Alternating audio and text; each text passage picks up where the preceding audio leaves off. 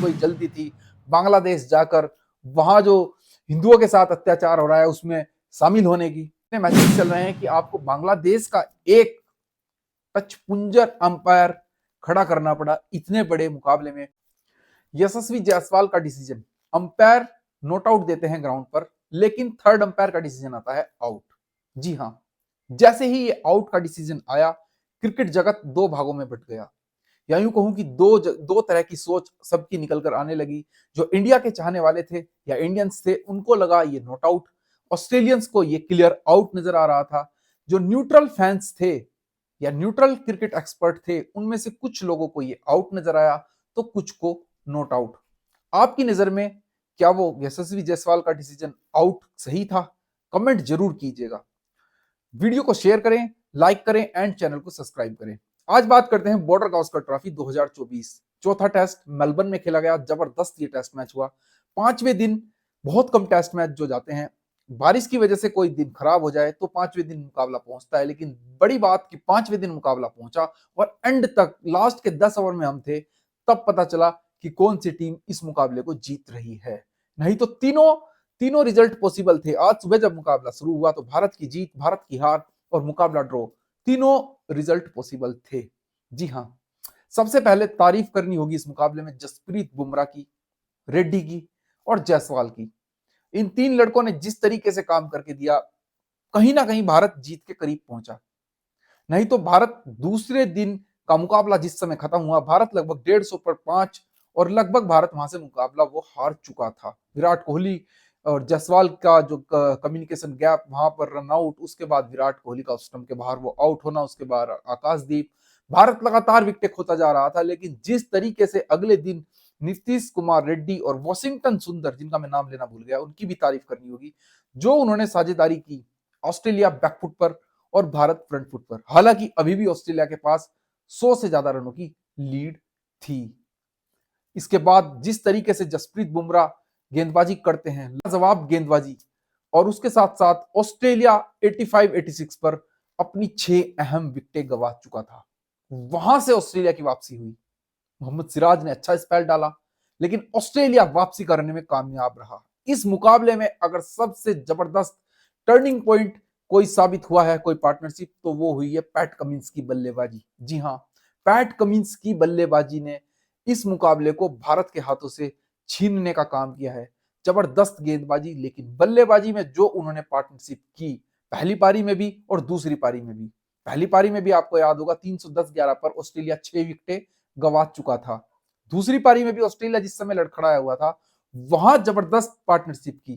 Travis head को भारत ने आसानी से आउट किया इस मुकाबले में। मिचेल मार्श परेशानी का विषय नहीं बने। मानस के साथ जो उन्होंने साझेदारी की, याद आता है मानस लाबुशेने का नाम लेते ही जायसवाल ने जो कैच ड्रॉप किया था। जी हां, अगर वो कैच जायसवाल उस समय स्लिप कॉर्डर में पकड़ लेते तो कहीं ना कहीं शायद ये लीड इतनी लंबी ना होती। उसके बाद लोअर ऑर्डर भारत के लिए मुसीबत बना। नाथन लॉयन और बोलैंड ने जो साझेदारी की वो भारत के लिए मुसीबत बनी। कहीं ना कहीं शायद नसीब में नहीं था ये टेस्ट मैच, शायद नसीब में हार लिखी थी। नहीं तो आज भी लड़कों ने पूरी कोशिश की कि किसी तरीके से इस मुकाबले को बचाया जाए और 1-1 की बराबरी के साथ सिडनी में जाया जाए। सिडनी में जहां पर डिसाइडर खेला जाता और भारत सिडनी में कहीं ना कहीं भारत अपर हैंड होता। जी हाँ, सिडनी जो कि एक ऐसा वेन्यू है, ऑस्ट्रेलिया ने इस बार इसको सबसे लास्ट में रखा है क्योंकि सिडनी भारत की पहली पसंद हमेशा से रहा है। स्पिन ट्रैक है, गेंद घूमती है, तो भारत अगर स्पिनर लेकर उतरता, हमेशा से 2 स्पिनर के साथ भारत वहां पर उतरता है, तो भारत ऑस्ट्रेलिया को मुकाबला आसानी से वो हरा देता। अभी भी बता रहा हूं, सिडनी टेस्ट भारत जीतेगा, बॉर्डर गावस्कर ट्रॉफी भारत के पास ही रहेगी, क्योंकि ऑस्ट्रेलिया ट्रॉफी रिटेन नहीं कर पाएगा, क्योंकि भारत ट्रॉफी रिटेन करने में कामयाब रहेगा। जी हां, बॉर्डर गावस्कर ट्रॉफी, क्योंकि लास्ट टाइम भारत ने जीती हुई है। अगर ये सीरीज 2-2 से बराबर होती है तो ट्रॉफी भारत के पास ही रहेगी। डब्ल्यूटीसी की झलक भी एक हल्की सी दिखाई देगी अगर सिडनी में भारत वो मुकाबला जीतता है, बारिश अगर बाधा ना बने तो। स्टार्टिंग में सर्वाइव करने थे 20 ओवर, जो कि भारत अच्छी तरीके से आगे बढ़ रहा था। रोहित शर्मा आउट होते हैं, उसके बाद केएल राहुल, जिनको कि टॉप ऑर्डर में जबरदस्त बल्लेबाजी कर रहे थे पूरी सीरीज में, लेकिन इस मुकाबले में फंस गए, फर्स्ट डाउन आना पड़ा। कप्तान रोहित शर्मा ने ओपनिंग की। उसके बाद विराट कोहली भी अच्छे लग रहे थे, लेकिन फिर वही परेशानी ऑस्टम के बाहर, गेंद मिचेल स्टार्क की हाफ वॉली गेंद, उसको ड्राइव करने गए, लाइन बहुत बाहर थी, लेंथ भले ही हाफ वॉली थी, उसको लाइन से छोड़ सकते थे, लेकिन नहीं, आदत से मजबूर ड्राइव करने गए, क्योंकि उनका ब्रेड एंड बटर है वो। अगर दुनिया का मानना यह है कि विराट कोहली को स्टंप के बाहर की गेंद नहीं छेड़नी चाहिए, इसके विपरीत मेरी राय यह है कि विराट कोहली को स्टंप के बाहर की बॉल को मारना चाहिए। अगर विराट ने 100 किया था पर्थ के अंदर, भले ही स्टंप के बाहर की बॉल पर आउट हुए थे, लेकिन रन्स भी तो किए थे ना, वहीं से रन्स करेगा विराट। मैं आपको बता रहा हूं, अगर विराट स्टंप के बाहर की बॉल छोड़ देगा तो विराट का करियर दी एंड है। विराट स्टंप के बाहर की बॉल को मारना चाहिए, भले ही आउट हो जाए। अगर 10 में से 5 मुकाबलों में स्टंप की बाहर की बॉल पर आउट होता है, तो 5 मुकाबले में आपको रन भी वो स्टंप के बाहर से ही करके देगा। कवर ड्राइव के अलावा भाई के पास कट नहीं मारते हैं, पुल नहीं मारते हैं, तो रन्स कहां से निकलेंगे। सचिन तेंदुलकर की बात होती है कि सचिन तेंदुलकर ने 1 साल लगभग कवर ड्राइव नहीं लगाई थी, क्योंकि कवर ड्राइव जब भी खेलने जा रहे थे तो आउट होते थे। लेकिन सचिन के पास पुल, कट, अपर कट, स्वीप्स, बहुत सारे शॉट्स होते थे रन बनाने के लिए। विराट के पास सिर्फ और सिर्फ कवर ड्राइव है, जिससे विराट यहां तक पहुंचा है, जिससे विराट विराट बना है। तो विराट को खेलने देना चाहिए ऑफ स्टंप के बाहर। ये जो कमेंटेटर्स या पूर्व क्रिकेटर जितने भी हैं, सबकी मांग आ रही है कि विराट बाहर की बॉल क्यों छेड़ रहे हैं, खेलते रहने दो, रन्स आएंगे। ऋषभ पंत का वो गलत शॉट, जहां से भारत एक कोलैप्स कर गया, पता नहीं ट्रेविस हेड के खिलाफ क्यों मारने गए, वहां से मैच जीता नहीं बिल्कुल नहीं जीता जा सकता था, लेकिन पता नहीं क्या दिमाग में आई ऋषभ पंती की, और उठा दिया गेंद को हवा में सीधी। वहां से एक कोलैप्स, रविंद्र जडेजा, वाशिंगटन सुंदर। दोस्तों 5वें दिन का विकेट था, 5वें दिन का विकेट कभी भी आसान नहीं होता, बिल्कुल भी। नीतीश कुमार रेड्डी जिस तरीके से आउट हुए, बहुत अच्छा गेंद उनको पड़ा, कंफ्यूज हुए कि आगे खेलें या पीछे खेलें। नाथन लायन ने जबरदस्त वो बॉल डाली। उसके बाद जायसवाल का जो डिसीजन आता है दोस्तों, विवाद जिस डिसीजन की वजह से खड़ा हुआ। बांग्लादेश के अंपायर थे, थर्ड अंपायर साफतुल्ला शायद इनका नाम है।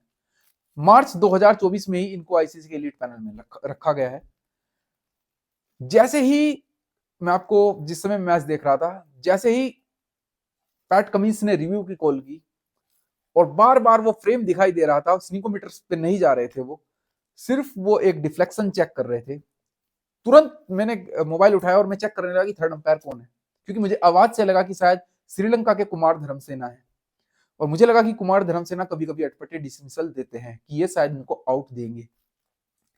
मैं देखना चाह रहा था कि शायद अगर इंग्लैंड से कोई गोरा अंपायर है तो जरूर आउट देगा इस डिसीजन को, वेस्टइंडीज से कोई अंपायर हुआ तो शायद ये नॉट आउट हो जाए। धर्मसेला का 50-50 था कि शायद ये नॉट आउट हो। मैंने देखा बांग्ला, तब तक स्नीकोमीटर पे देखा गया कि कोई लाइन नहीं थी, टेक्नोलॉजी ने उसको नॉट आउट डिक्लेयर कर दिया, ऑन फील्ड अंपायर ने उसको नॉट आउट डिक्लेयर कर दिया। लेकिन उन्होंने सिर्फ एक बार स्नीकोमीटर पर चेक किया, सिर्फ एक बार, एक ऐसा डिसीजन जो पूरे मैच को बदल कर चला गया। पता नहीं अंपायर को कौन सी जल्दी थी, कहां जाना था, बांग्लादेश के अंपायर थे, लेकिन समझ नहीं आया कि इस डिसीजन को आउट क्यों दिया गया। क्या आपकी नजर में जायसवाल आउट थे? कहीं ना कहीं एक चीज जरूर कहूंगा, एक चीज सोचिए कि अगर आप इंडियन हो और वहां पर वो डिसमिसल स्टीवन स्मिथ या किसी और दूसरे प्लेयर का होता ऑस्ट्रेलियन का, तो क्या वो आपको आउट लगता या नॉट आउट लगता? थर्ड अंपायर का डिसीजन आपको सही लगता या गलत लगता? ऑस्ट्रेलियंस को वो डिसीजन आउट लग रहा था, इंडियंस को वो डिसीजन नॉट आउट लग रहा था। सुनील गावस्कर उसके बाद काफी भड़के कमेंट्री में मैं देख रहा था कि हटा दीजिए टेक्नोलॉजी को, हटा दीजिए बिल्कुल। लेकिन जितना डिफ्लेक्शन हुआ, वहां से कहीं ना कहीं ये जरूर लग रहा था कि कुछ तो लगा है, कहीं ना कहीं ग्लब का संपर्क जरूर हुआ है। लेकिन सुनील गावस्कर की एक बात बिल्कुल सही थी, सर सनी गावस्कर की, कि गेंद कई बार विकेटों के पीछे के जाने के बाद भी स्विंग करता है। जी हाँ, और पुराना गेंद था, रिवर्स भी हो रहा था। कई बार गेंद विकेट कीपर के दस्तानों के पहुंचने से पहले स्विंग करता है, जस्ट एकदम। तो ऐसा भी हो सकता है। अगर आपको डिफ्लेक्शन पर ही जाना है तो स्नीकोमीटर में क्यों चेक करना? फिर अंपायर ने सिर्फ एक बार देखा और जैसे ही ग्लब के पास से गेंद निकल रही थी, अंपायर ने तुरंत, आवाज उनकी आप सुन सकते हैं कमेंट्री में जिस तरीके से आ रही थी टीवी में, कि please freeze it, freeze it, और उसको वहीं पर फ्रीज कर दिया गया और ग्राउंड अंपायर को अपना डिसीजन चेंज करना पड़ा, वहां से मुकाबला पूरी तरीके से भारत के हाथों से निकल गया। जसप्रीत बुमराह की तारीफ करनी होगी। तो दोस्तों, बांग्लादेशी अंपायर पता नहीं कहां से तो इनको आईसीसी के एलिट पैनल में रखा गया है। क्यों इस तरीके के अंपायर, जिस कंट्री से कभी टेस्ट मैच जीते नहीं जाते, जहां के लोगों को क्रिकेट की समझ इतनी नहीं है, वहां के अंपायर्स क्यों इतने बड़े मुकाबले में खड़े किए गए हैं? क्या दुनिया में अंपायर कम पड़ गए हैं, या दुनिया में अंपायर्स रहे नहीं है? इंग्लैंड के अंपायर्स नहीं रहे हैं, न्यूजीलैंड से कोई अंपायर नहीं है क्या? या इतने मैचेस चल रहे हैं कि आपको बांग्लादेश का एक टचपुंजर अंपायर खड़ा करना पड़ा इतने बड़े मुकाबले में, जिससे कोई टीम डब्ल्यूटीसी का फाइनल खेलने से चूक सकती है। थर्ड अंपायर अगर गलत डिसीजन देता है तो वो कहीं ना कहीं गलत लगता है। ऑनफील्ड अंपायर की गलती नहीं होती, ऑनफील्ड अंपायर को नहीं पता लगता, एक सेकंड से भी कम का समय होता है। इसीलिए टेक्नोलॉजी को लाया गया था ताकि गलत डिसीजन ना हो।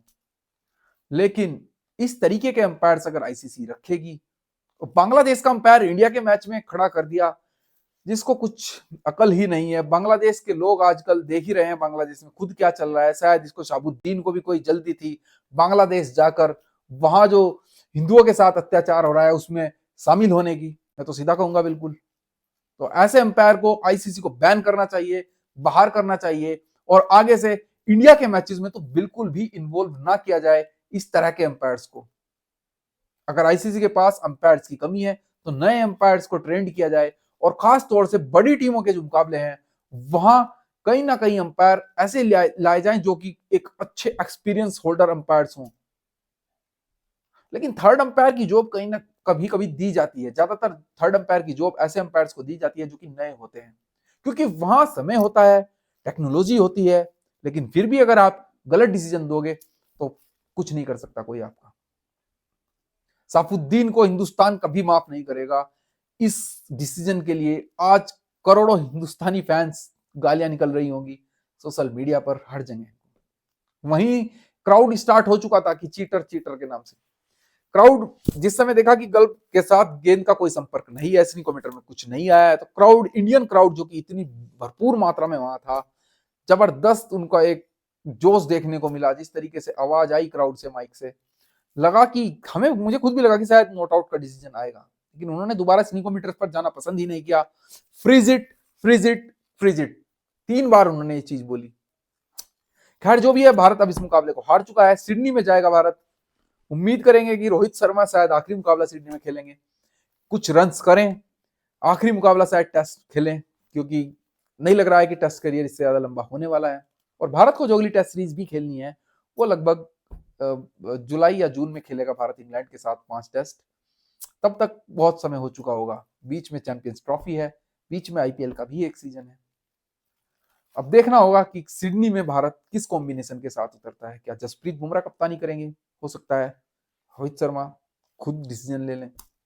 विराट कोहली का फॉर्म बहुत जरूरी है क्योंकि उनकी थोड़ी क्रिकेट अभी बाकी है।